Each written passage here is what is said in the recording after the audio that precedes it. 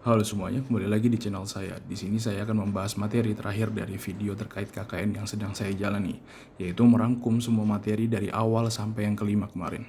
Yaitu ada pandemi COVID-19 di 2021 yang part 1, kemudian ada juga yang di part 2-nya, kemudian dampak sektor perekonomian dalam pandemi COVID-19 di 2021, kemudian dampak sektor infrastruktur dalam pandemi COVID 2021, kemudian yang terakhir yaitu tentang adaptasi manusia dalam pandemi COVID-19 ini.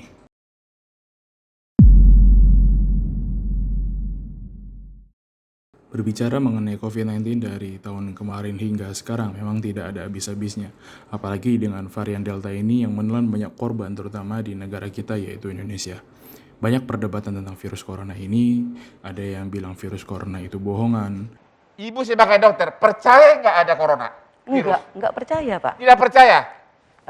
Kemudian masjid ditutup tetapi mal dibuka. Disebabkan tidak sholat Jumatnya di sini langsung Allah, langsung penyakit. Apakah sholat Jumat akan ditinggalkan untuk selamanya? Terus apa langkah kita sebagai manusia dalam menyikapi soal ini?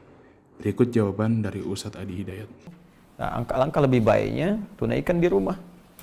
Ya, tidak perlu memaksakan ke masjid. Ya, hadis yang terkait dengan ini? Nabi SAW pernah menyampaikan dalam hadis riwayat sahabat Abu Hurairah radhiyallahu taala anhu, Nabi menyampaikan, "Idza maridal 'abdu aw safar kutiba lahu mithla ma kana 'alaihi muqiman sahihan." Ya, jika seorang hamba sakit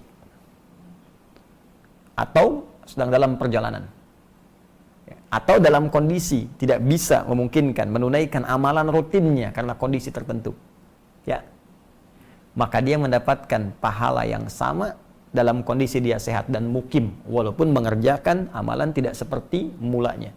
Kecuali kalau wilayah-wilayah yang zona hijau, yang nggak banyak terdampak, atau misalnya di komplek yang sudah terisolasi, komunikasinya bagus, orang luar nggak boleh masuk, yang di situ saja misalnya yang menunaikan. Prinsipnya berjamaah itu sederhana sih, orang sakit itu pasti nggak ke masjid. Gitu. Jelas ya? Jadi saya kira sangat jelas, Anda khawatir, Anda tidak perlu ke masjid, tetap tunaikan di rumah, ya, dan jangan memaksakan kalau Anda tersebar di wilayah itu jadi berbahaya, kecuali dalam kondisi-kondisi yang tadi zona hijau, apalagi misalnya di pedalaman, ya, jangankan corona aja ya, misalnya yang lain aja nggak kenal misalnya kan, nggak ketemu, masa mau nutup masjid, kan aneh juga gitu ya. Jadi dilihat daerah-daerahnya dan disesuaikan dengan kondisi di lingkungan kita. Poinnya adalah virus ini benar adanya dan nyata. Banyak yang sudah menjadi korban dalam pandemi COVID-19 ini. Kita semua berharap agar tidak ada lagi kasus dari COVID-19 ini dan tidak ada lagi yang meninggal karena virus corona ini.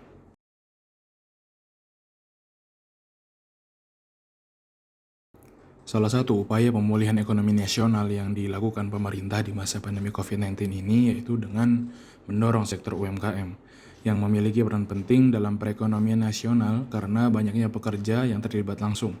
Dalam situasi krisis ekonomi seperti ini, sektor UMKM sangat perlu perhatian khusus dari pemerintah karena merupakan penyumbang terbesar terhadap PDB dan dapat menjadi andalan dalam penyerapan tenaga kerja, mensubstitusi produksi barang konsumsi atau setengah jadi. Apalagi di tengah sentimen positif bahwa kondisi perekonomian tahun ini akan membaik, membuat sektor UMKM harus memanfaatkan momentum pertumbuhan ekonomi saat ini agar dapat pulih. Keputusan Presiden yang telah dikeluarkan serta keputusan bersama Menteri Dalam Negeri dan Menteri Keuangan nomor 119 dan nomor 177 tentang percepatan penyusunan anggaran pendapatan dan belanja daerah tahun 2020 dalam rangka penanganan COVID-19 serta pengamanan daya beli masyarakat dan perekonomian nasional. Dalam keputusan bersama ini pun juga telah diinstruksikan kepada kepala daerah untuk melakukan penyusunan belanjaan daerah dan melakukan rasionalisasi belanja dari belanja pegawai, belanja barang atau jasa, dan juga belanja modal. Adaptasi manusia dalam pandemi COVID-19 ini terutama di negara kita ini yang sedang kita rasakan yaitu dengan kebijakan new normal atau tatanan kehidupan normal baru sebagai respon realistis terhadap eksistensi COVID-19 serta diperkuat dengan estimasi penemuan vaksin sebagai satu-satunya senjata untuk menanggulangi COVID-19 ini. Dapat disimpulkan bahwa kebijakan tatanan kehidupan normal baru muncul sebagai kalkulasi rasional terhadap perakiraan kondisi ekonomi nasional, serta pemahaman realistis bahwa kemungkinan besar COVID-19 ini tidak akan pernah hilang dari muka bumi, sehingga masyarakat harus menjajaki kemungkinan untuk hidup berdampingan secara damai.